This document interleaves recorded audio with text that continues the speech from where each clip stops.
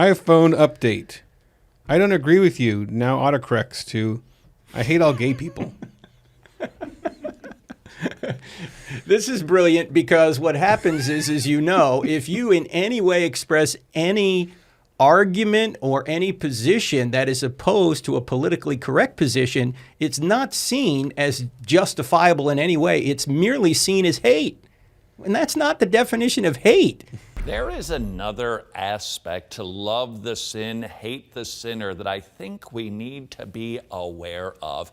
Adrian? Yes. I love you. Oh, awesome. Again, thank you. I hate your marriage. I hate the way you raise your kids. And I just hate the way you run your home. And I hate the way you do your job. Doesn't sound like you love me. Yeah, does it sort of make you go, well, when you think about it, that really seems to kind of not harmonize very well. Indeed, it doesn't. When you say to the homosexual, I love you, it's just your sin that I have a problem with.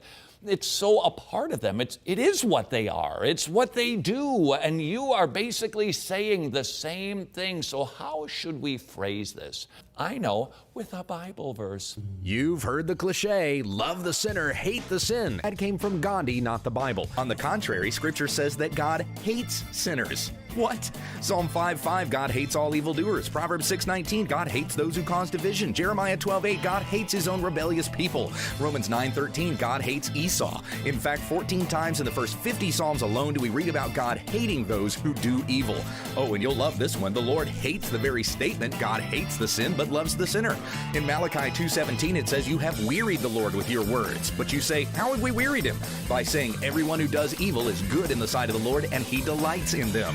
God does not merely hate sin, he hates those who do sin. The Bible is filled with verses of Yahweh and Jesus not loving people. It is not sin that goes in the lake of fire. It's not sin that goes to hell. It is people.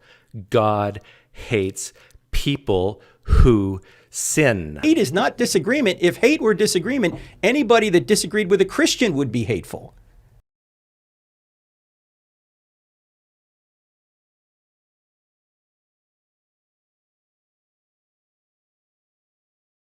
Our polling indicates 65% of working-class white people believe Christian values are under attack. But among working-class Christian evangelical white people, that number jumps to 89%. I think it's funny that we call ourselves a Christian nation, but actual evangelical Christians are the ones that have to explain ourselves a lot. This hatred, this unexplainable bigotry against Christians is really coming to the forefront in America. Christians are tired of being bullied for their faith in the public square. Nobody would like somebody who would bully someone else just based on their religion.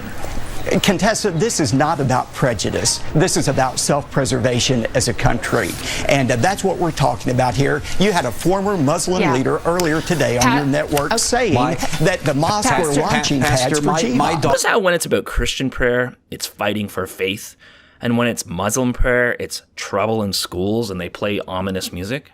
Also, did you notice that with the Muslim students, it's that they wanted to go into another room and pray privately? And with the Christian students, it's that they wanted a Christian prayer blasted over a speaker? How do they not see the difference? Not everyone believes the same thing. It's not that tough of a concept to grasp. You do your thing on your time and leave schools for schooling, the courts for courting, and the government for governmentating.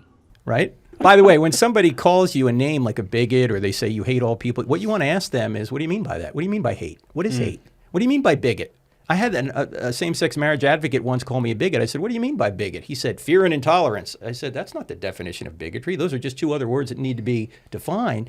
I said, bigotry is having a predisposed position on a topic without having any evidence for that position. And history of a word has almost never been relevant to a word itself. We don't talk like that, right? Like language is like descriptive. We describe words as they happen. Like we're not telling people like this is how you talk. Otherwise, like literally wouldn't mean figuratively. Or there's a million different contemporary words that we use quote unquote incorrectly, but it doesn't matter. When you're trying to analyze contemporary speech or common parlance, right? Just like a normal speaking, you would never be like, well, what's the history of this word? That's not what you do. You go, how do people in this sociological context, how do they view the word? I said bigotry is having a predisposed position on a topic without having any evidence for that position. And I said, sir, if anyone is a bigot in this conversation, it's you, because I've written an entire book on this topic that you haven't even read. You don't even know why I hold my position, and you're calling me a bigot.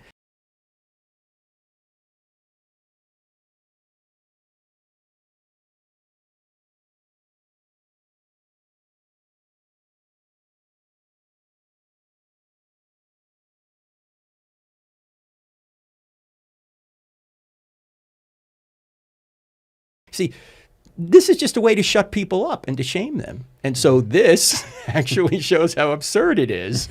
I don't agree with you, now autocorrects to I hate all gay people. That's just brilliant. Yeah. Coincidentally, everything that you just said is what a bigot would say.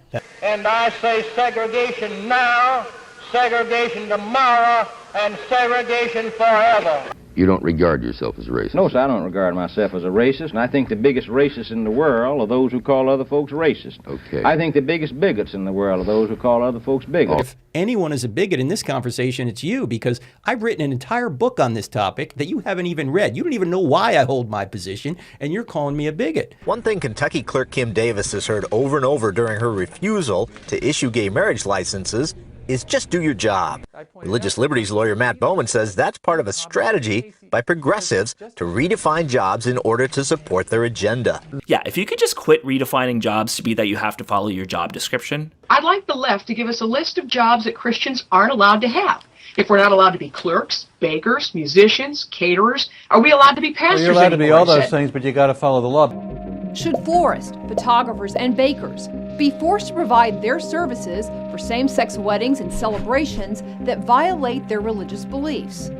Well, let's flip the question. Should a lesbian graphic designer or printer be forced to create a flyer for a religious group's rally opposing same-sex marriage? In both cases, the answer should be no.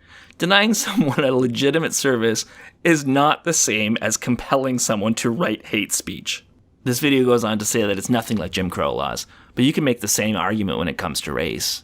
I can refuse to serve someone at the lunch counter for their race, and they can refuse to write a racial slur if I offer them money to do so. So it's fair. And you're allowed to refuse service for things like someone not wearing shoes to your store, or swearing at your employees, or asking you to draw genitalia on a cake.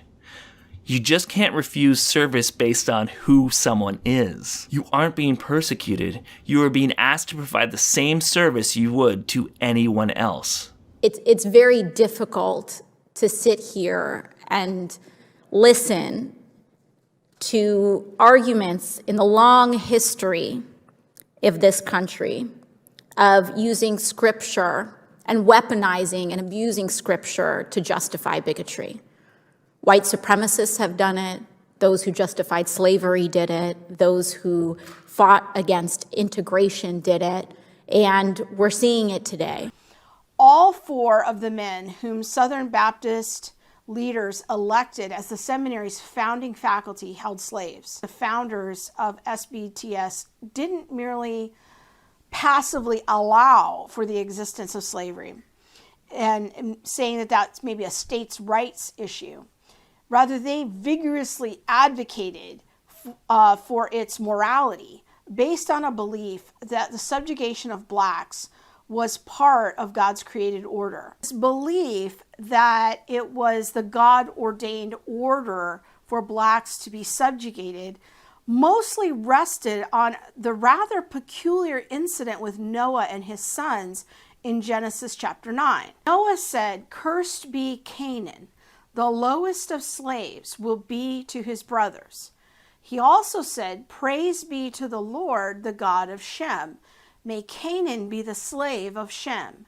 May God extend Japheth's territory. May Japheth live in the tents of Shem. And may Canaan be the slave of Japheth." This was kind of the biblical warrant for black slavery. Now let's look at a couple of additional quotes from the seminary's founders to show proper documentation for this point. Manley argued that God established slavery as the permanent condition of Africans after the flood. Noah's prophecy condemning Canaan to perpetual slavery was observedly fulfilled by the African race. In Africa, 3/4 are slaves. They have fulfilled this saying of Noah, if it be not meant of them, of what people is it meant? I just wanted to add a few more comments here with some additional documentation to demonstrate how truly widespread this view was 100, 150, 200 years ago. One writer, Alexander Crummell, who was a distinguished free African American who had been educated at Cambridge, declared, quote, that the opinion that the sufferings and the slavery of the Negro race are the consequence of the curse of Noah is a general, almost universal opinion in the Christian world. The reality that giants of the faith advocated for such ideas raises several provocative questions for me personally. I mean, how could such an educated and informed Christian leader simultaneously hold such right and wrong beliefs? How could the founders of SBTS serve as defenders of truth on the one hand, while at the same time own human beings as slaves? Because if we can't trust that God has been good in the past, how can we trust his goodness today or tomorrow? If he commanded his people to treat the Canaanites unjustly, how can we trust that he's going to act with justice towards the gay community or to the Muslim community or to our non-believing family and friends who we hold so dear?